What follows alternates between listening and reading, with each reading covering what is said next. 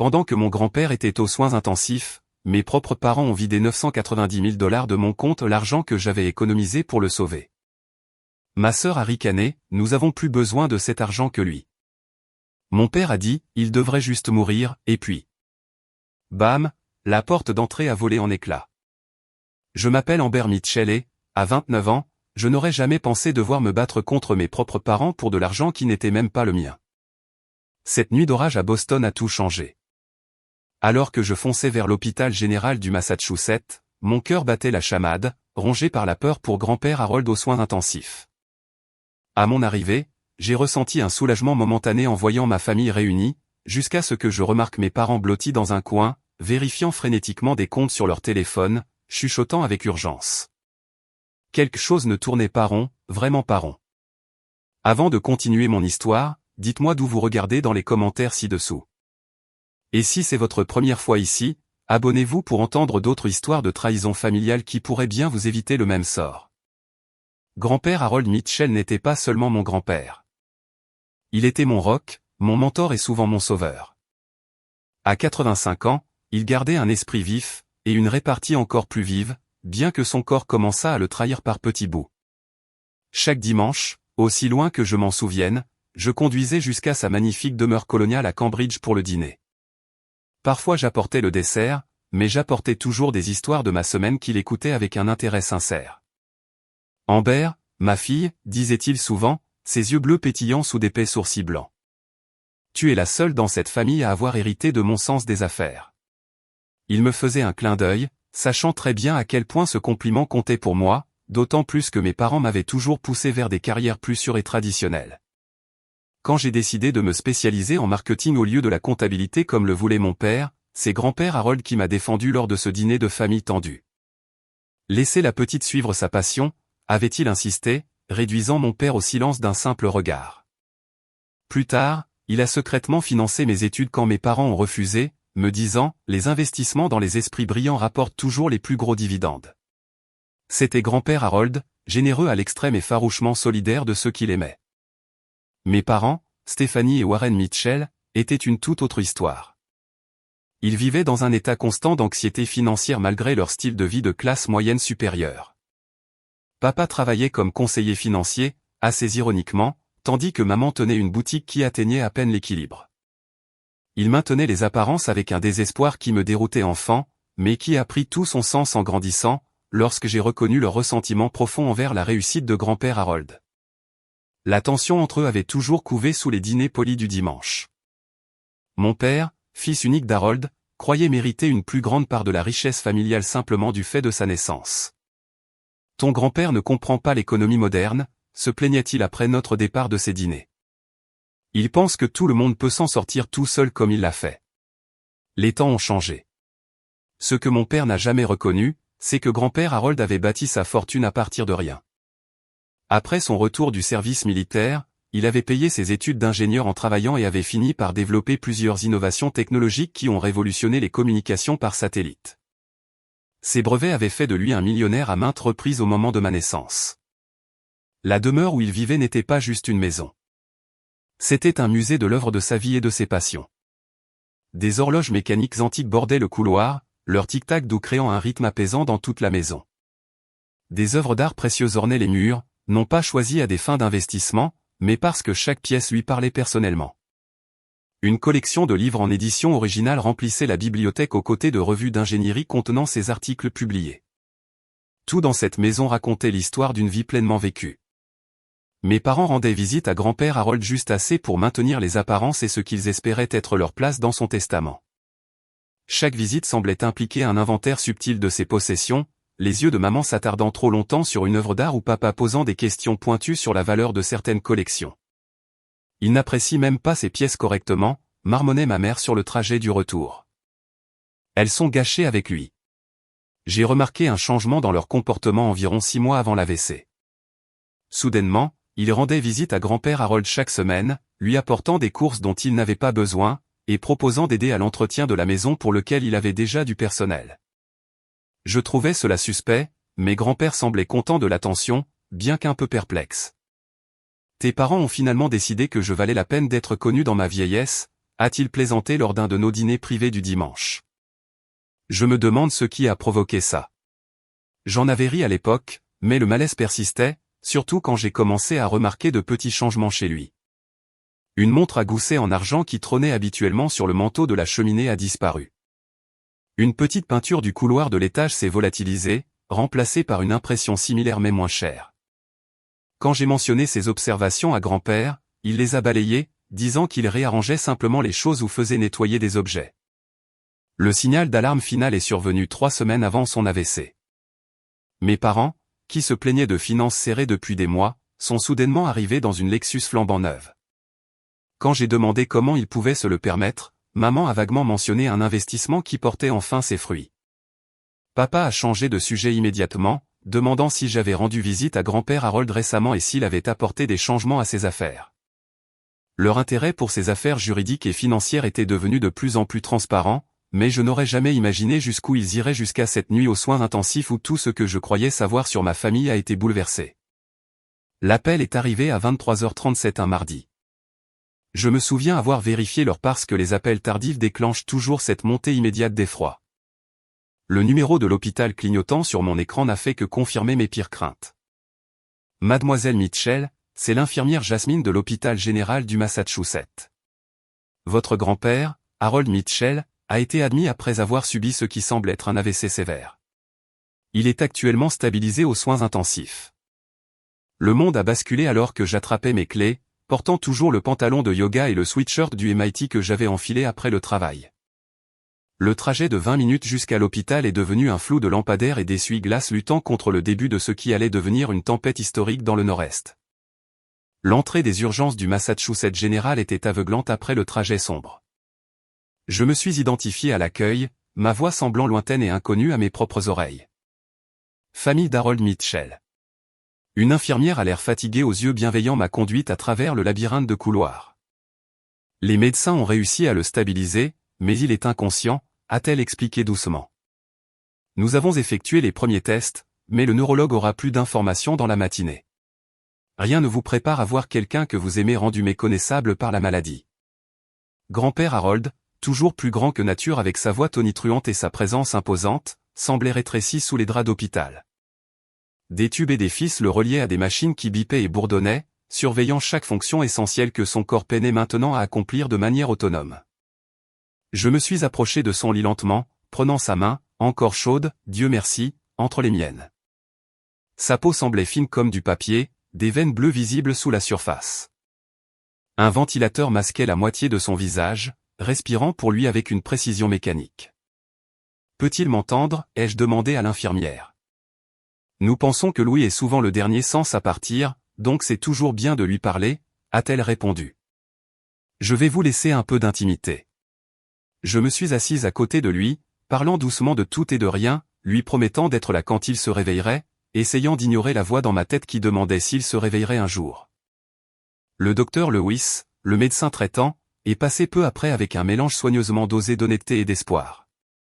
Votre grand-père a subi un événement cérébral important, a-t-il expliqué, utilisant une tablette pour me montrer des images de scanner cérébral que je ne pouvais pas commencer à interpréter.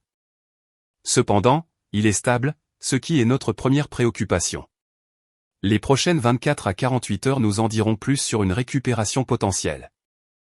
J'étais encore en train d'assimiler cette information lorsque mes parents ont fait irruption dans la chambre, semblant étrangement frénétiques plutôt qu'accablés de chagrin.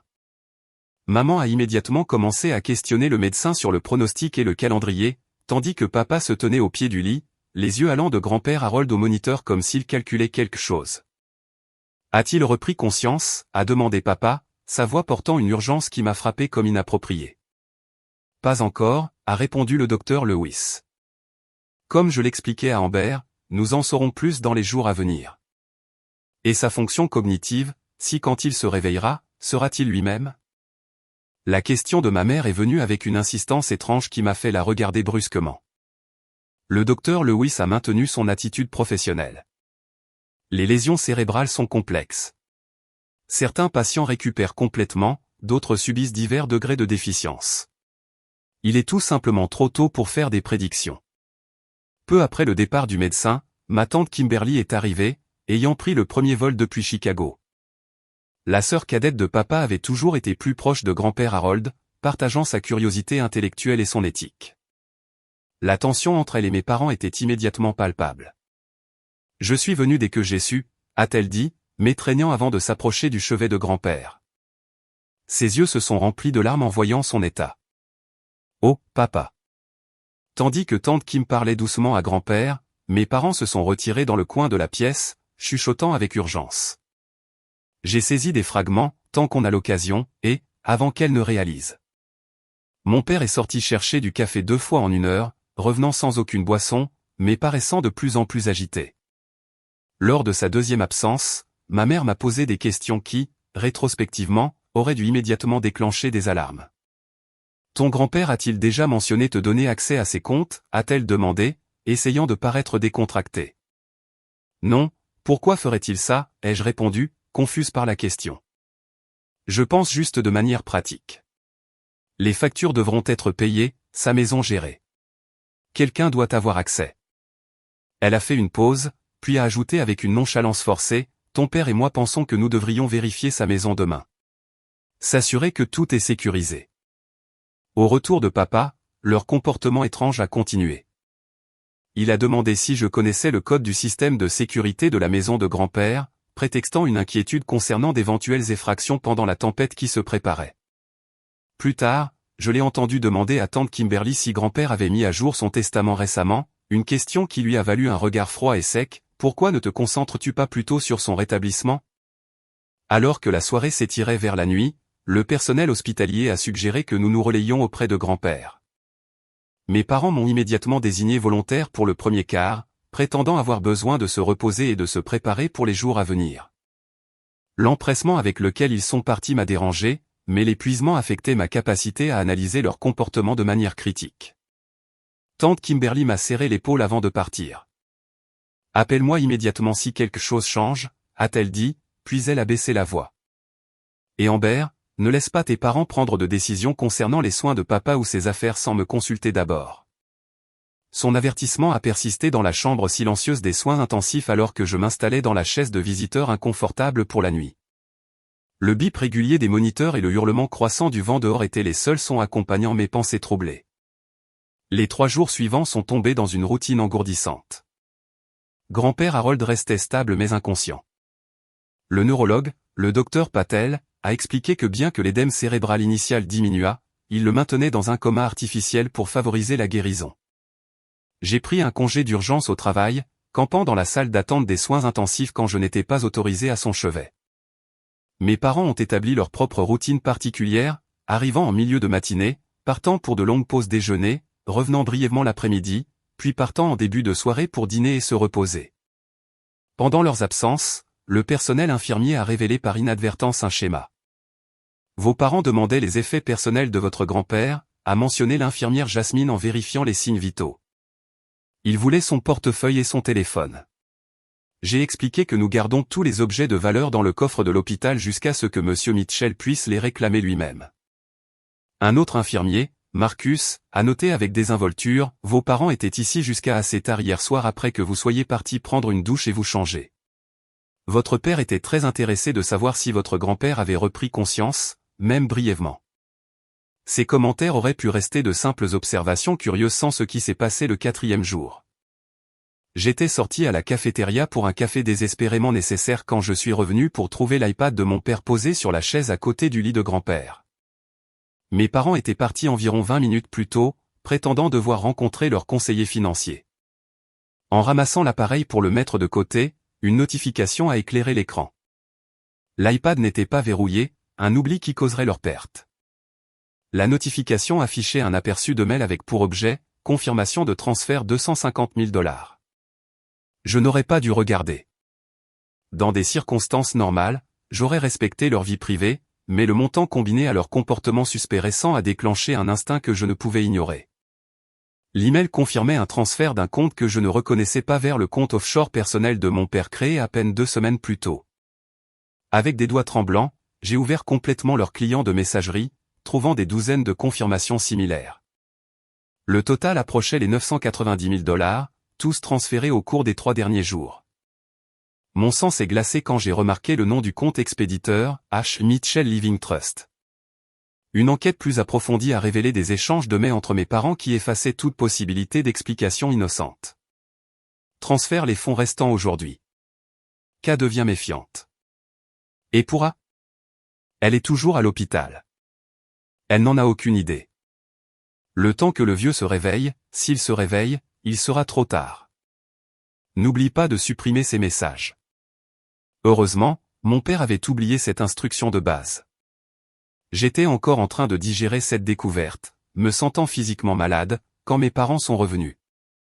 J'avais replacé l'iPad exactement là où je l'avais trouvé, mais quelque chose dans mon expression a dû me trahir. « Tout va bien avec papa ?» a demandé ma mère, étudiant mon visage. « Pas de changement », ai-je répondu, luttant pour garder mon sang-froid. « Je vais déjeuner à la cafétéria. Vous voulez quelque chose ?» Ils ont décliné et je suis sorti raidement de la pièce, attendant d'être dans l'ascenseur pour lâcher le souffle que je retenais. Au lieu d'aller à la cafétéria, j'ai trouvé une salle d'attente vide, sorti mon téléphone et pris des photos de tout ce que j'avais vu sur l'iPad, me les envoyant par email comme preuve. J'avais besoin de temps pour réfléchir, pour planifier mon approche. Les accusés simplement entraîneraient probablement des démentis et leur donneraient potentiellement le temps de brouiller davantage les pistes. Mais la confrontation était inévitable. Je les ai trouvés à la cafétéria 1 heure plus tard, blottis l'un contre l'autre autour d'un café, l'iPad de mon père maintenant manifestement absent. « Nous devons parler », ai-je dit, me glissant sur le siège en face d'eux. Des contes de grand-père. La couleur a quitté le visage de ma mère tandis que les traits de mon père se durcissaient dans une colère défensive. « Qu'est-ce qu'ils ont ?» a-t-il demandé, son ton faussement décontracté. « Des 990 000 $ que vous en avez transférés depuis qu'il est inconscient. » J'ai gardé ma voix basse mais ferme, maintenant le contact visuel avec chacun d'eux tour à tour. « C'est ridicule », a sifflé maman, regardant autour d'elle pour s'assurer que personne ne pouvait entendre. « Nous aidons à gérer ses affaires pendant qu'il est malade. Il voudrait que nous, en créant des comptes offshore? En vidant son trust? Ce n'est pas de la gestion, c'est du vol. » Mon père s'est penché en avant, sa voix tombant dans un chuchotement menaçant. « Ton grand-père allait nous le laisser de toute façon. Nous ne faisons qu'accélérer le processus.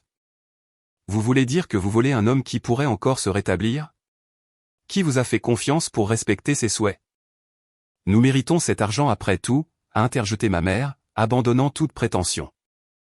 Sais-tu ce que c'est que de vivre dans son ombre? De le voir faire miroiter la sécurité financière devant nous tout en jugeant chaque décision que nous avons prise. Alors c'est une vengeance. Profiter de son AVC pour le voler. C'est une compensation, a contré papa. Et légalement, nous en avons tous les droits. Nous avons une procuration. Cela m'a stoppé net. Depuis quand? Il a signé les papiers le mois dernier, a dit maman, un sourire suffisant se formant. Nous avons un contrôle total sur ses finances pendant qu'il est incapable. Quelque chose dans leur assurance sonnait faux. Grand-père Harold était méticuleux concernant ses affaires juridiques et n'avait jamais mentionné leur avoir accordé une telle autorité. En fait, il avait exprimé des inquiétudes concernant le jugement financier de mon père à plusieurs reprises. « Je vous donne une chance », ai-je dit en me levant. « Rendez chaque centime d'ici demain ou je vais voir les autorités. Une procuration ne vous donne pas le droit de vider ses comptes pour un usage personnel. » Mon père s'est levé aussi, me dominant de sa taille. « Tu fais une erreur, Amber. Réfléchis très attentivement à ce que tu fais. Si tu poursuis dans cette voie, tu le regretteras. » La menace a flotté dans l'air entre nous alors que je m'éloignais, mon cœur battant la chamade, mais ma résolution se renforçant à chaque pas. J'avais besoin de voir ces documents de procuration par moi-même. Et il n'y avait qu'un seul endroit où ils pouvaient être, la maison de grand-père Harold. Le trajet jusqu'à Cambridge a été éprouvant. La tempête qui menaçait depuis des jours était enfin arrivée avec toute sa force, des trompes d'eau réduisant la visibilité à quelques mètres et des rafales de vent assez fortes pour pousser ma petite berline. La circulation avançait au pas le long de Memorial Drive alors que des branches tombaient et des débris jonchaient la route. Au moment où j'ai tourné dans la rue bordée d'arbres de grand-père Harold, le crépuscule avait cédé la place à l'obscurité totale, brisée seulement par des éclairs occasionnels qui illuminaient les grandes maisons comme un tableau gothique. Des coupures de courant avaient déjà affecté certaines parties du quartier, et plusieurs maisons étaient sombres et semblaient vides. La maison de grand-père, une coloniale à 3 étages avec des colonnes blanches et des volets noirs, se dressait au bout d'une allée circulaire. Je m'attendais à ce qu'elle soit sombre comme les autres, mais une douce lueur émanait d'une des fenêtres du rez-de-chaussée. Les lumières de sécurité qui illuminaient habituellement l'extérieur étaient éteintes, soit à cause de la coupure de courant, soit parce que quelqu'un les avait délibérément désactivées. Je me suis garé à ma place habituelle et suis resté assise un moment, rassemblant mon courage. La pluie tambourinait sur le toit de ma voiture, fournissant une bande-son inquiétante à mes pensées qui s'emballaient. J'avais ma propre clé. Grand-père me l'avait donnée il y a des années pour les urgences et les visites hebdomadaires, mais quelque chose me disait que je devais procéder avec prudence. Remontant la capuche de mon imperméable, je me suis précipité vers le porche couvert et j'ai inséré ma clé dans la serrure. La porte s'est ouverte avec une facilité surprenante. Trop de facilité. En examinant le cadre de plus près à la lueur de la lampe de poche de mon téléphone, j'ai pu voir du bois éclater près de la serrure.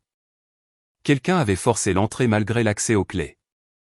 Les poils sur ma nuque se sont hérissés alors que j'entrais dans le hall sombre. La maison semblait différente. L'odeur familière de vieux livres et du tabac à pipe de grand-père se mêlait maintenant à autre chose. L'odeur chimique de produits de nettoyage, comme si quelqu'un avait tenté d'effacer des preuves. J'ai appelé avec hésitation, « Allô ? Il y a quelqu'un ?» Seul le silence a répondu, brisé par le tic-tac de l'horloge grand-père dans le couloir, l'un des rares sons qui était resté constant tout au long de ma vie. Le courant était effectivement coupé, mais les lumières de secours diffusaient une faible lueur dans le couloir principal, partie du système de sécurité que grand-père avait installé après une tentative d'effraction l'année dernière. En me déplaçant prudemment dans la maison, j'ai noté des signes immédiats que quelque chose n'allait pas. Le bureau secrétaire antique dans le couloir était ouvert, son contenu en désordre. Dans le salon, des espaces vides sur les murs marquaient l'endroit où des peintures précieuses étaient accrochées quelques jours plus tôt. La vitrine abritant la collection de montres rares de grand-père ne contenait plus que la moitié de ses trésors habituels. Mais c'était l'état de son bureau qui confirmait mes pires craintes. La lourde porte en chêne était entr'ouverte, et à l'intérieur régnait le chaos. Les classeurs avaient été saccagés, leur contenu éparpillé sur le tapis persan. Le coffre-fort mural derrière le portrait de grand-père était ouvert et vide. Son ordinateur montrait des signes d'utilisation récente, l'économiseur d'écran désactivé. À genoux au milieu des papiers éparpillés, j'ai commencé à rassembler et organiser des documents, cherchant tout ce qui concernait la procuration ou son testament.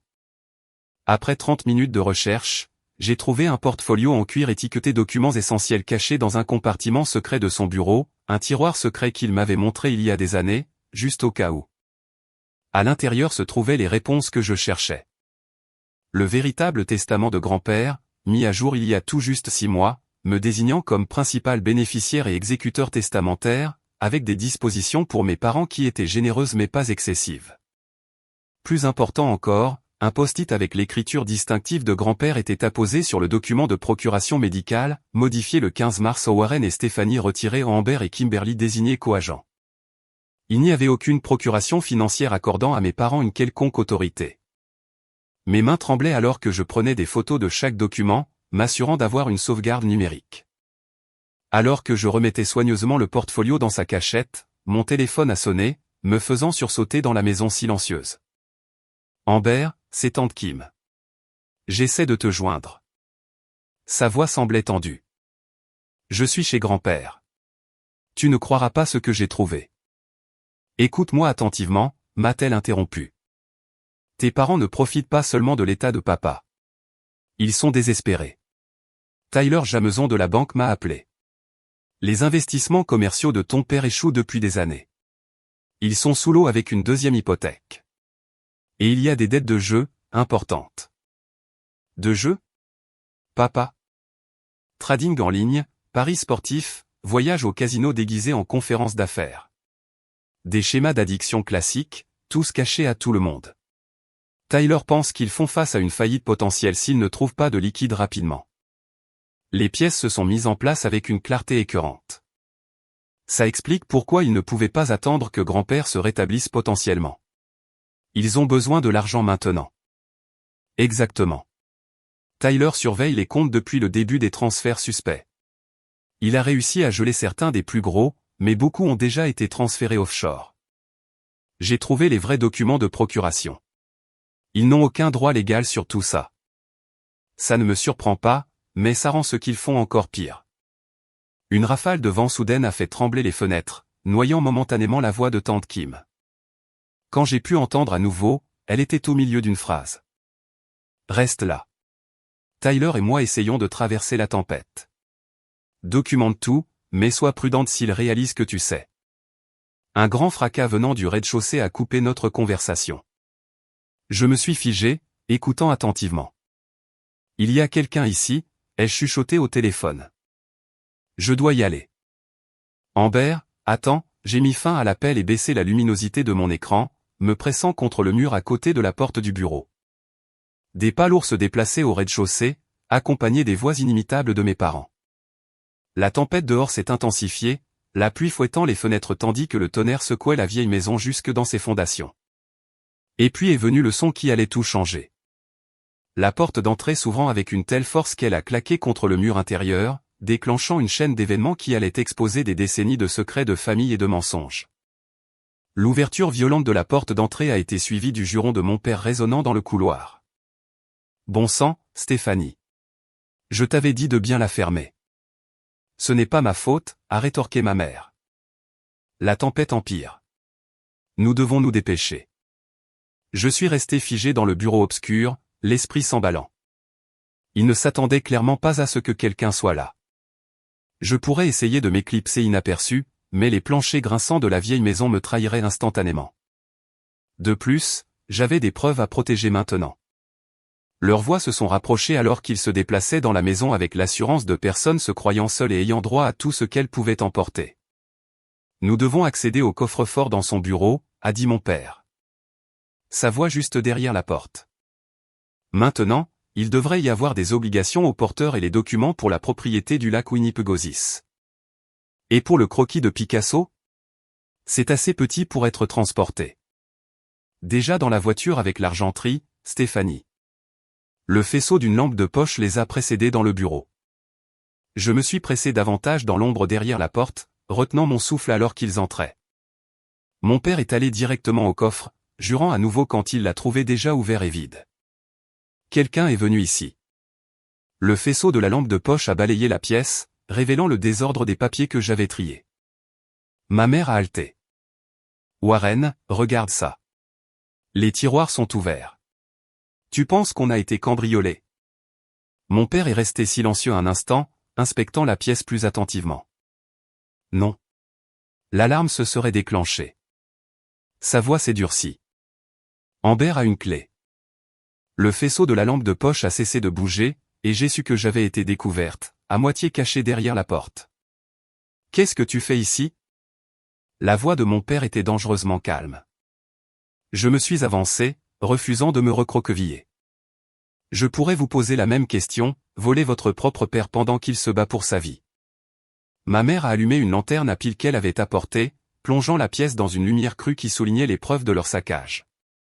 Tu ne comprends pas de quoi tu parles, a-t-elle dit, mais son assurance habituelle avait faibli. Je comprends parfaitement. J'ai vu les transferts, maman. Presque $1 million en 3 jours, et maintenant vous êtes ici à prendre tout ce qui n'est pas boulonné. Mon père s'est avancé vers moi, le visage tordu par un mélange de colère et de peur. Ça ne te regarde pas, Amber. Ton grand-père voudrait que nous sécurisions ces objets de valeur pendant sa maladie. Par sécuriser, tu veux dire les vendre pour couvrir tes dettes de jeu. Le choc sur son visage a confirmé l'information de tante Kim. Comment as-tu? Peu importe. Ce qui importe, c'est que vous le volez et que vous avez menti sur le fait d'avoir une procuration. Le sang-froid de ma mère s'est fissuré. Nous méritons cet argent. As-tu une idée de ce que c'est que de vivre dans l'ombre d'Harold toutes ces années? Les rappels constants de nos échecs financiers alors qu'il vit dans ce manoir, donnant juste assez pour nous garder dépendants, mais jamais assez pour nous donner la sécurité. Alors ça justifie le vol? L'abus sur une personne âgée. Nous prenons ce qui aurait dû être à nous il y a des décennies, a crié mon père, toute prétention abandonnée. Ton grand-père a bâti sa fortune en utilisant des idées qu'il a volées à mes recherches. T'a-t-il jamais dit ça? Son premier brevet était basé sur mon travail de thèse universitaire qu'il a amélioré alors que j'étais encore trop jeune pour protéger ma propriété intellectuelle. C'était un récit que je n'avais jamais entendu auparavant, une justification désespérée qui semblait avoir pourri dans l'esprit de mon père pendant des années. Même si c'était vrai, ce dont je doute, ça ne vous donne pas le droit de faire ça. Nous n'avions pas le choix, a interjeté ma mère. La banque saisit notre maison le mois prochain. La société d'investissement de ton père fait l'objet d'une enquête. Nous avions besoin que cela se produise maintenant pendant qu'Harold est incapable. Vous parlez de lui comme s'il était déjà mort. La réalisation m'a frappé soudainement. Vous ne voulez pas qu'il se rétablisse, n'est-ce pas? Le silence qui a suivi était une réponse suffisante. Mon père s'est dirigé vers le bureau de grand-père où j'avais laissé le portfolio de documents. Où est-il? Où est le testament?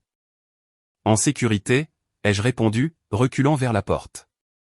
Avec les preuves de tout ce que vous avez fait. Il s'est jeté en avant soudainement, saisissant mon bras avec une force douloureuse. Donne-moi ces documents. Je me suis dégagé, mais ma mère avait contourné derrière moi, bloquant la sortie. Sois raisonnable, Amber.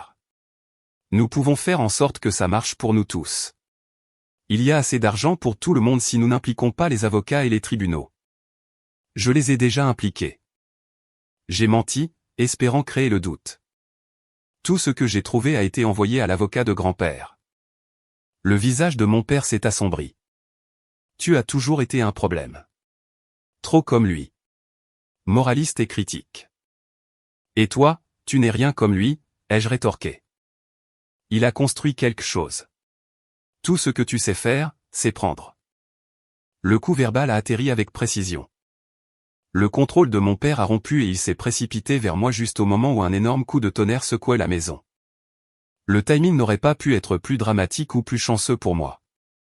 Le bruit soudain l'a fait sursauter, me donnant la seconde dont j'avais besoin pour esquiver et courir vers le couloir. J'ai sprinté dans l'escalier incurvé vers le 2e étage, mes parents à ma poursuite. La tempête s'était intensifiée à des niveaux proches de l'ouragan. Le vent hurlait à travers des fenêtres brisées quelque part dans la maison, la pluie s'engouffrait. Les lumières de secours clignotaient de manière inquiétante. Amber, arrête ces bêtises tout de suite. La voix de ma mère portait jusqu'en haut des escaliers. Je me suis précipité dans la bibliothèque de grand-père, une pièce avec une porte solide et une serrure fonctionnelle. J'ai à peine réussi à la sécuriser avant que mon père ne s'écrase contre l'autre côté. Ouvre cette porte immédiatement. Son poing martelait le bois. Tu fais une terrible erreur. J'ai reculé, l'esprit s'emballant. La bibliothèque n'avait pas d'autre sortie à part un monte-plat qui ne fonctionnait plus depuis des décennies et des fenêtres qui donnaient sur une chute de 3 étages vers des pavés en pierre en contrebas. J'ai appelé la police, ai-je crié à travers la porte, sortant mon téléphone pour transformer le mensonge en vérité. Ils sont en route maintenant. La police ne peut pas arriver ici avec cette tempête, a répondu mon père, sa voix effroyablement calme maintenant. Les routes sont inondées partout dans Cambridge. Nous avons beaucoup de temps pour résoudre ça en famille. La poignée de porte a vibré violemment alors qu'il tentait de forcer l'entrée. J'ai composé le 911, mais comme mon père l'avait prédit, les services d'urgence étaient submergés par les incidents liés à la tempête. Le répartiteur a promis d'envoyer des officiers dès que possible, mais ne pouvait pas estimer un temps d'arrivée. Ensuite, j'ai essayé Tante Kim à nouveau, mais l'appel est allé directement sur messagerie. La tempête avait dû affecter le service cellulaire. Avec des doigts tremblants, j'ai envoyé un SMS à Tyler Jameson, le conseiller financier et avocat de grand-père, lui envoyant des photos des documents que j'avais trouvés avec une brève explication de la situation. À travers la porte, je pouvais entendre les chuchotements urgents de mes parents alors qu'ils discutaient de la façon de me gérer. Leurs voix sont devenues plus distinctes alors que ma mère convainquait apparemment mon père d'essayer une approche différente. Amber, chérie, a-t-elle appelé, sa voix artificiellement douce. Soyons raisonnables. Nous pouvons régler ça ensemble en divisant l'argent de grand-père tant qu'il est encore en vie. J'ai répondu, non merci. Il voudrait qu'on soit à l'abri du besoin, a-t-elle continué. Tu sais à quel point il a toujours été généreux. Généreux selon ses conditions, pas les vôtres, et certainement pas par le vol. Mon père a perdu patience à nouveau. Assez joué. Donne-nous la combinaison du cabinet. Cabinet? De quel cabinet parlait-il? Puis ça m'a frappé. Le cabinet à fusil de grand-père dans sa chambre. Mon sang s'est glacé à cette implication. Warren, non. La voix de ma mère était aiguë d'alarme. On ne va pas jusque-là. On est allé trop loin pour reculer maintenant, a-t-il grogné. Elle sait tout. La dispute qui a suivi a révélé la profondeur de leur désespoir et l'étendue de leur planification. Ce n'était pas un crime opportuniste. Ils préparaient cela depuis des mois, attendant que grand-père Harold montre des signes de vulnérabilité. Nous planifions cela depuis des années, a admis mon père, espérant peut-être que l'honnêteté me convaincrait de coopérer. Chaque échec d'investissement, chaque dette, avec la connaissance que la fortune de papa finirait par tout résoudre. Mais il continuait à s'accrocher, a ajouté ma mère amèrement. Vieillissant, mais jamais assez malade. Quand l'AVC est arrivé, ça a semblé être la providence.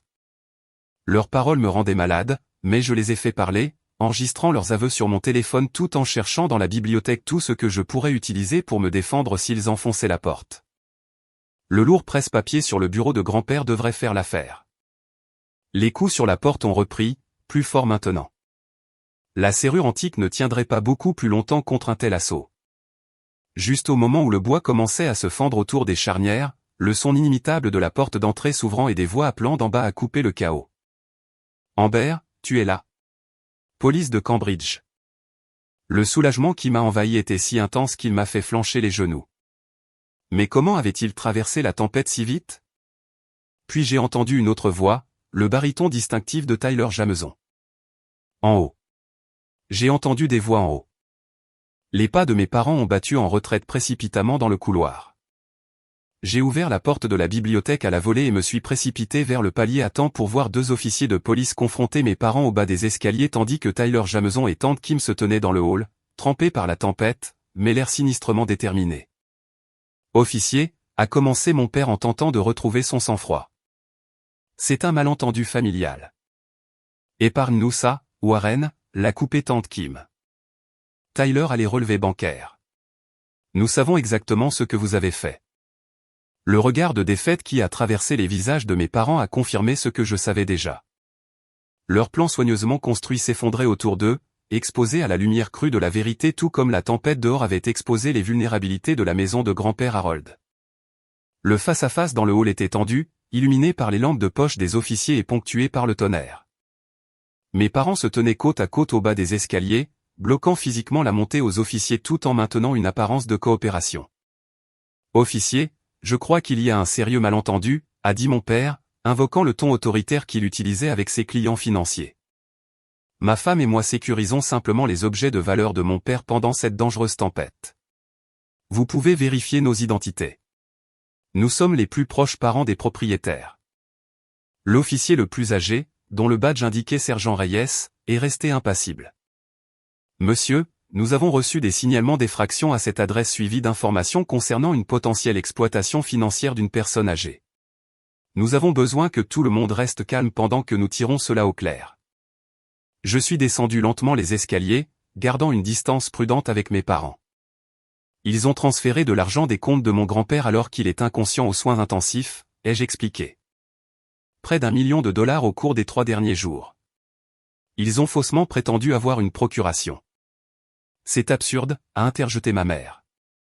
Nous avons tous les droits légaux. Non, Stéphanie, vous ne les avez pas. Tyler Jameson s'est avancé, son costume sur mesure trempé, mais son autorité légale intacte. En tant qu'avocat d'Harold Mitchell depuis 20 ans, je peux confirmer que Warren et Stephanie Mitchell n'ont aucune autorité légale sur ses finances.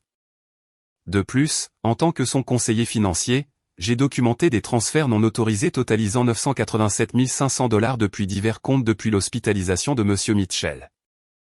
Le plus jeune officier s'est dirigé vers mes parents. Nous allons avoir besoin des dépositions de tout le monde. Soudain, la situation a dégénéré. Mon père, voyant l'issue inévitable, a fait un mouvement désespéré vers la porte d'entrée. L'officier a bloqué son chemin, et dans la bousculade qui a suivi, mon père l'a poussé avec assez de force pour constituer une agression sur un agent de police. En quelques secondes, mes deux parents étaient maîtrisés et on leur lisait leurs droits, leurs protestations résonnant dans le grand hall où d'innombrables réunions de famille avaient eu lieu autrefois.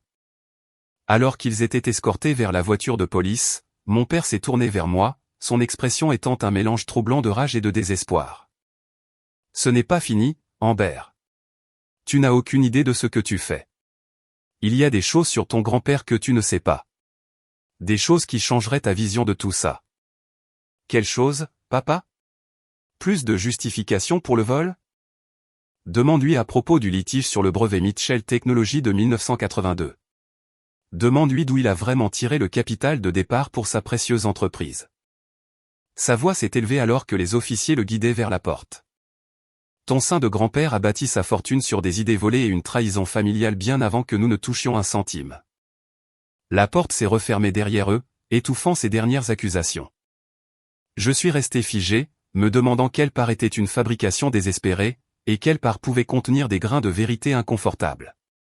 Tante Kim s'est approchée, posant une main rassurante sur mon épaule. Ne le laisse pas t'atteindre. Warren réécrit l'histoire depuis des décennies pour justifier son ressentiment. Y a-t-il une part de vérité dans ce qu'il dit, ai-je demandé. Elle a soupiré lourdement. L'histoire familiale est rarement noire ou blanche. Amber, ton grand-père et ton père ont eu un désaccord commercial au début, un litige légitime de propriété intellectuelle qui a été résolu légalement. Warren n'a jamais accepté la décision du tribunal et nourrit ce grief depuis lors. Tyler Jameson nous a rejoints, déjà au téléphone en train de coordonner avec les responsables bancaires. J'ai lancé des ordres de gel d'urgence sur tous les comptes restants. La logistique des heures suivantes s'est déroulée dans un flou. Les policiers ont documenté la scène, photographiant les espaces vides où les œuvres d'art étaient accrochées et inventoriant les objets manquants. Tyler a coordonné avec les institutions financières tandis que Tante Kim prenait des dispositions pour que des entrepreneurs en sécurité réparent les portes et fenêtres endommagées une fois la tempête calmée. J'ai fourni ma déposition, remettant les enregistrements et les photos des preuves que j'avais rassemblées. Le processus était épuisant mais nécessaire, chaque étape cimentant la réalité de la trahison de mes parents et les conséquences juridiques auxquelles ils feraient face. Alors que le chaos initial se calmait, le sergent Reyes s'est approché de moi avec une mise à jour. Mademoiselle Mitchell, nous avons sécurisé les lieux du mieux que nous pouvions compte tenu des conditions météorologiques. Vos parents sont en cours de traitement au centre-ville, mais vu la gravité de la tempête, la mise en accusation n'aura pas lieu tant que les routes ne seront pas dégagées. De quelles accusations font-ils l'objet? Ai-je demandé, le poids de la question m'étouffant presque. Les charges préliminaires incluent cambriolage, grand larcin, exploitation financière d'une personne âgée et agression sur un officier de police. Le procureur prendra les décisions finales une fois toutes les preuves examinées. La réalité de mes parents purgeant potentiellement une peine de prison aurait dû être une vindicte, mais au lieu de cela, elle m'a laissé vide. Indépendamment de leurs actions, ils étaient toujours mes parents. La famille que j'avais connue toute ma vie avait été irrémédiablement fracturée en l'espace de quelques jours. Comme sentant mon tourment, Tante Kim m'a guidé vers la cuisine, la seule pièce qui semblait encore quelque peu normale malgré le chaos de la soirée. Elle a mis une bouilloire sur la cuisinière à gaz qui fonctionnait toujours malgré la coupure de courant. Le simple acte de faire du thé procurait un moment de réconfort banal. Ton grand-père disait toujours que tu étais la plus forte de nous tous, a-t-elle dit doucement. Ce soir lui a donné raison. Je ne me sens pas forte, ai-je admis. J'ai l'impression que toute notre histoire familiale vient d'imploser. Pas imploser, a-t-elle corrigé doucement. Clarifié. Ce qui s'est passé ce soir n'était pas la destruction de notre famille. C'était l'incision d'une plaie qui suppurait depuis des décennies. Alors que nous étions assises à la lueur vacillante des bougies, mon téléphone a sonné de manière inattendue. Le numéro de l'hôpital affiché à l'écran m'a envoyé un choc de peur. Allô, c'est Amber Mitchell. La voix du docteur Patel est passée clairement malgré les interférences de la tempête. Mademoiselle Mitchell, j'appelle avec des nouvelles de votre grand-père. Nous avons progressivement réduit sa sédation à mesure que l'édème diminuait, et il montre de forts signes de réponse neurologique. Il commence à se réveiller. La tasse de thé a glissé de ma main, se brisant sur le sol alors que le soulagement m'envahissait. Il se réveille? Va-t-il s'en sortir? C'est trop tôt pour des garanties, mais ses réponses sont extrêmement encourageantes. Son score sur l'échelle de coma de Glasgow s'est considérablement amélioré. Si vous pouvez vous rendre à l'hôpital en toute sécurité, je le recommande. Les voix familières aident souvent lors de l'émergence de la sédation. J'ai regardé la tempête qui faisait toujours rage au-delà des fenêtres, puis Tante Kim et Tyler, qui avaient tous deux reconnu à mon expression que quelque chose d'important s'était produit. Grand-père se réveille, leur ai-je dit, de nouvelles larmes, celles d'espoir plutôt que de désespoir remplissant mes yeux. Tyler s'est immédiatement levé. Mon SUV a 4 roues motrices. Si les routes principales sont praticables, nous pouvons y arriver. Le voyage vers le Massachusetts général à travers la tempête est devenu une métaphore des derniers jours. Traître, incertain, mais guidé par un but inébranlable. Des arbres tombés et des sections inondées forçaient des détours, mais Tyler naviguait avec détermination, ses phares coupant à travers des nappes de pluie tandis que tante Kim passait des appels pour informer l'hôpital de notre progression. Au moment où nous sommes arrivés, le pire de la tempête avait commencé à s'apaiser, comme si la nature elle-même avait épuisé sa fureur aux côtés de notre drame familial. Les générateurs d'urgence de l'hôpital bourdonnaient efficacement, îlots de lumière et de chaleur dans une ville largement plongée dans l'obscurité. Le docteur Patel nous a rencontrés à l'extérieur des soins intensifs, son expression prudemment optimiste. Il a répondu aux stimuli verbaux et a montré des mouvements oculaires cohérents avec le suivi. Ce sont de très bons signes. Ne vous attendez pas encore à une pleine conscience, mais il émerge définitivement. Grand-père Harold semblait toujours fragile contre les draps blancs de l'hôpital, mais des différences subtiles étaient immédiatement apparentes. Le ventilateur avait été remplacé par une canule nasale à oxygène moins invasive. Sa couleur semblait meilleure, et comme je m'approchais, ses paupières ont papilloté. « Grand-père » ai-je dit doucement, prenant sa main. « C'est Amber. Je suis là. » Ses doigts ont tressailli contre les miens, un petit mouvement qui représentait une énorme victoire. Ses yeux se sont ouverts brièvement, flous, mais indéniablement conscients de la lumière et du mouvement. « Harold, mon frère, tu nous as fait une belle frayeur, » a dit tante Kim, sa voix se brisant légèrement alors qu'elle me rejoignait à son chevet. Une infirmière est entrée pour vérifier ses signes vitaux, souriant aux lectures. Ses chiffres s'améliorent d'heure en heure. Votre grand-père est un sacré combattant. Vous n'avez pas idée, ai-je répondu, pensant à la bataille qui avait été menée en son nom pendant qu'il gisait inconscient. Une bataille qui le rejoignait maintenant, apportant avec lui la force et la clarté qu'il avait toujours définies. Alors que l'infirmière partait, les yeux de grand-père se sont ouverts à nouveau, restant ouverts plus longtemps cette fois. Son regard s'est lentement concentré sur mon visage, la reconnaissance naissant progressivement mais indéniablement. Ses lèvres ont bougé, tentant de former des mots autour de l'appareil à oxygène. Je me suis penché plus près. N'essaie pas de parler encore, grand-père. Repose-toi juste. Tout va bien se passer. Sa main s'est resserrée autour de la mienne avec une force surprenante, ses yeux communiquant ce que sa voix ne pouvait pas encore exprimer. À ce moment-là, j'ai su avec une certitude absolue que peu importe les défis à venir, son rétablissement, les procédures judiciaires de mes parents, le démêlage des dommages financiers, où nous les affronterions ensemble. Avec la vérité prévalant enfin sur des décennies de ressentiment et de tromperie. La porte d'entrée qui s'était ouverte avec fracas pendant la tempête avait fait plus qu'exposer le stratagème de mes parents. Elle avait ouvert grand les portes des secrets de famille longtemps enfouis, permettant à la lumière et à la vérité d'entrer enfin. Un mois plus tard, l'automne avait transformé Cambridge. Les dégâts de la tempête avaient été réparés. Les feuilles avaient pris des teintes brillantes de rouge et d'or, et grand-père Harold était à la maison, assis dans son fauteuil en cuir préféré près de la cheminée de la bibliothèque. Son rétablissement avait défié même les projections médicales les plus optimistes. Pas un retour complet à ses capacités d'avant l'AVC, mais remarquable néanmoins. La thérapeute dit que tes progrès sont exceptionnels, lui ai-je dit, ajustant la couverture sur ses jambes. Elle est particulièrement impressionnée par tes améliorations de la parole. Grand-père a souri, le côté droit de son visage montrant encore des signes subtils de l'AVC. Les Mitchell sont têtus, a-t-il répondu, ses mots clairs, mais prononcés plus lentement que son débit rapide d'avant l'AVC. Trop têtu pour laisser un petit bug cérébral nous abattre. Sa litote caractéristique m'a fait rire.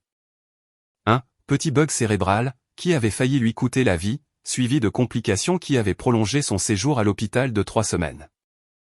Pourtant, il était là, de retour chez lui avec des soins infirmiers à domicile et une détermination qui impressionnait tout le monde, de ses médecins à ses physiothérapeutes. La maison avait changé subtilement pour s'adapter à ses nouveaux besoins.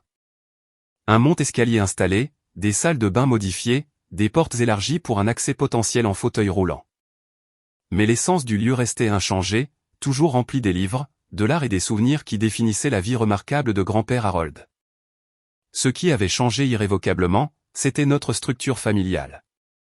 Mes parents restaient en résidence surveillée en attendant leur procès, ayant payé leur caution avec les fonds de la vente de leur maison. Les procédures judiciaires avançaient méthodiquement avec Tyler Jameson coordonnant une équipe d'experts en criminalistique financière qui avait réussi à récupérer près de 70% des fonds volés. Des nouvelles du croquis de Picasso, a demandé grand-père, faisant référence à l'un des objets toujours manquants. Pas encore. Le détective pense qu'ils l'ont peut-être déjà vendu par l'intermédiaire d'un revendeur privé. Il a agité la main avec désinvolture. Juste du papier et du crayon. Les choses importantes sont de retour à leur place. Sa perspective me rendait continuellement humble. Malgré tout ce que mes parents avaient fait, il refusait de s'attarder sur les pertes matérielles. Ce qui le peinait plus profondément était la fracture familiale, bien qu'il ne le dît jamais explicitement. Tante Kim est entrée avec un plateau de thé, ayant temporairement déménagé de Chicago pour aider aux soins de grand-père. Le courrier est arrivé, a-t-elle annoncé, incluant une lettre de l'avocat de Warren. Grand-père a hoché la tête. Lis-la mois plus tard. Les communications juridiques étaient devenues routinières. Motion déposée, négociation de plaidoyer, proposition de restitution. L'accusation désespérée de mon père sur les marches du tribunal concernant le vol de brevets s'était avérée largement sans fondement. Bien que Tyler ait découvert des dossiers judiciaires du début des années 1980 documentant un litige légitime de propriété intellectuelle qui avait été résolu en faveur de grand-père par un juge fédéral. Il croyait vraiment que j'avais volé ses idées, avait expliqué grand-père quand je lui avais finalement posé la question. La vérité était plus compliquée. Warren a contribué aux premières recherches, mais les concepts révolutionnaires et les applications pratiques étaient les miens. Les tribunaux ont été d'accord, mais ton père n'a jamais accepté cette réalité. Comprendre les origines du ressentiment de mon père n'excusait pas ses actions, mais aidait à expliquer l'accumulation d'amertume sur des décennies qui avaient fini par corrompre mes deux parents. Je luttais toujours avec la culpabilité de ne pas avoir remarqué plus tôt les signes de leur manigance. J'aurais dû reconnaître ce qui se passait quand des choses ont commencé à disparaître de la maison, ai-je confessé à grand-père un soir. Amber, a-t-il répondu doucement, tu as vu exactement ce qu'une petite fille aimante verrait, des parents montrant enfin de l'intérêt pour leur père vieillissant. Tu as choisi de croire le meilleur d'eux. Ce n'est pas un défaut de caractère. C'est une force. Son pardon venait plus facilement que le mien. La trahison m'avait forcé à réexaminer chaque interaction familiale à travers un nouveau prisme, questionnant quelle part avait été sincère et quelle part calculée. La thérapie était devenue une partie de ma routine hebdomadaire, une exigence mandatée par le tribunal pour tous les membres de la famille affectés par l'affaire. Initialement résistante, j'en étais venu à apprécier la perspective objective alors que je naviguais dans les émotions complexes d'avoir des parents confrontés à des accusations criminelles. Les conséquences juridiques s'étaient avérées substantielles. Mes parents avaient finalement accepté un accord de plaidoyer pour éviter le procès, mon père recevant une peine de 5 ans pour les charges les plus graves et ma mère 18 mois suivis d'une probation. Le tribunal avait également ordonné des paiements de restitution et des conseils financiers obligatoires à leur libération. Les séances de thérapie familiale mandatées par le tribunal étaient peut-être l'aspect le plus difficile des retombées. S'asseoir en face de mes parents, reconnaître les dégâts tout en tentant de comprendre les causes sous-jacentes, exigeait des réserves émotionnelles que je craignais parfois ne pas posséder. Je ne sais pas si je pourrais jamais leur faire confiance à nouveau, ai-je admis à grand-père. Est-ce terrible ? La confiance n'est pas un droit. Elle se gagne, a-t-il répondu. Et quand elle est brisée si complètement, elle peut ne jamais se rétablir entièrement. Mais comprendre ne nécessite pas la confiance, et pardonner ne nécessite pas d'oublier. Sa sagesse m'a guidé à travers les moments les plus sombres, tout comme le soutien inattendu qui a émergé de la communauté. Les voisins ont apporté des repas pendant les premières semaines de retour de grand-père. Ses anciens collègues lui rendaient visite régulièrement, apportant des nouvelles du monde des affaires qui gardaient son esprit engagé. Même le personnel de l'hôpital avait tissé des liens avec son infirmière préférée, Jasmine, qui passait lors de son jour de congé pour vérifier ses progrès. La maison elle-même avait été sécurisée à nouveau avec un système de sécurité de pointe installé après l'effraction. Des caméras surveillaient le périmètre et une ligne directe vers le poste de police procurait une tranquillité d'esprit pendant le rétablissement de grand-père. Ça ressemble à Fort Knox parfois, se plaignait-il avec bonhomie. Je ne peux même pas fumer un cigare en douce sur le porche sans déclencher une alarme. C'est l'idée, ai-je taquiné, reconnaissante de voir son humour revenir en même temps que sa santé. Ce dimanche particulier, nous avions repris notre tradition du dîner de famille, bien qu'avec un groupe plus petit qu'avant. Tante Kim avait préparé le rôti braisé préféré de grand-père, et Tyler Jameson s'était joint à nous, son rôle ayant évolué d'avocat de la famille à ami de confiance tout au long de l'épreuve. Alors que nous nous rassemblions autour de la table à manger, grand-père a insisté pour se lever et découper le rôti lui-même, vacillant légèrement mais déterminé, nous avons regardé anxieusement jusqu'à ce qu'il serve avec succès chaque assiette avec un sourire triomphant. Un toast, a-t-il proposé, levant son verre d'eau, l'alcool étant toujours interdit avec ses médicaments. À la famille, non pas telle que nous souhaitons qu'elle soit, mais telle qu'elle est vraiment. À la vérité qui, bien que douloureuse, nous permet de construire quelque chose d'authentique. La simplicité de son toast cachait son impact profond. Chacun de nous avait été changé à jamais par les événements du mois passé, forcé de confronter des vérités inconfortables sur la dynamique familiale qui avait pourri sous les dîners polis du dimanche pendant des décennies. J'ai pensé, a continué grand-père après que nous ayons commencé à manger, à restructurer une partie de mon travail de fondation caritative. Amber, j'aimerais que tu envisages de prendre un rôle plus actif. La suggestion m'a prise par surprise. De quelle manière? Spécifiquement, développer des programmes traitant de la sensibilisation et de la prévention des abus financiers envers les personnes âgées. Ton expérience te donne un aperçu unique. La proposition a résonné immédiatement. Tout au long des procédures judiciaires, j'avais été choqué d'apprendre à quel point une telle exploitation était courante et le peu de ressources existant pour la prévention et le rétablissement. Je serais honoré, ai-je répondu, envisageant déjà des actions éducatives et des réseaux de soutien. Alors que le dîner se terminait et que Tyler aidait à débarrasser malgré nos protestations, grand-père m'a fait signe de le rejoindre près de la cheminée où des photos de famille chroniquaient des temps plus heureux. La leçon la plus dure que j'ai apprise, a-t-il dit doucement, c'est que la richesse, tout en offrant confort et opportunité, peut aussi détruire ce qui compte le plus si elle devient la mesure de l'amour et de la valeur. Il a pris une photo de mon père jeune homme, se tenant fièrement à côté de sa première voiture, un cadeau de grand-père. Je me demande parfois si j'ai contribué au problème de Warren en essayant d'en résoudre trop avec de l'argent plutôt qu'avec du temps et de la compréhension. La vulnérabilité dans sa réflexion m'a mis les larmes aux yeux. Tu ne peux pas prendre la responsabilité de leur choix, grand-père. Non, mais je peux reconnaître que les héritages familiaux sont complexes. Les héritages financiers et émotionnels s'entremêlent. Il m'a pris la main. Promets-moi quelque chose, Amber. Quelle que soit la richesse matérielle qui te reviendra finalement, souviens-toi que le véritable héritage est ceci, la capacité d'apprendre de ses erreurs, de reconstruire après une trahison, de valoriser les gens plus que les possessions. Je le promets, ai-je chuchoté. Plus tard dans la soirée, alors que tante Kim et Tyler engageaient grand-père dans une discussion animée sur les statistiques de baseball, je suis sorti sur le porche, respirant l'air vif de l'automne. Le quartier s'était installé dans la quiétude du soir, des lumières brillant chaleureusement des maisons environnantes où d'autres familles vivaient leurs propres histoires compliquées. Le mois passé avait dépouillé les illusions sur les familles parfaites et les fins heureuses. Le chemin à suivre inclurait des visites de prison supervisées, des procédures judiciaires en cours et le travail lent et incertain de déterminer quelle relation familiale pourrait être sauvable. Pourtant, en regardant par la fenêtre grand-père rire à quelque chose que Tyler disait, son visage animé par l'engagement intellectuel qu'il chérissait, j'ai ressenti un profond sentiment de paix.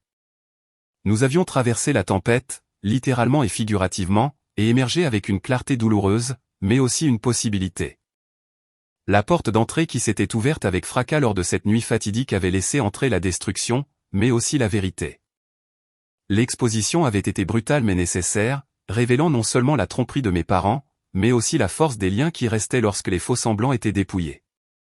Alors que je retournais à l'intérieur vers la chaleur de la bibliothèque, grand-père a levé les yeux avec un sourire qui reconnaissait notre voyage partagé à travers les ténèbres vers quelque chose d'authentique et de durable. Un héritage valant la peine d'être préservé longtemps après que la richesse matérielle eût cessé de compter. Avez-vous déjà découvert une trahison de la part de quelqu'un en qui vous aviez totalement confiance? Comment avez-vous reconstruit votre vie après? J'aimerais entendre vos histoires dans les commentaires ci-dessous. Et si cette histoire a résonné en vous, s'il vous plaît aimez, abonnez-vous et partagez-la avec quelqu'un qui pourrait avoir besoin d'entendre que la guérison est possible même après les trahisons familiales les plus profondes. Merci d'avoir écouté mon parcours, et rappelez-vous, parfois les familles les plus fortes sont celles reconstruites après avoir été brisées. Prenez soin les uns des autres et à bientôt.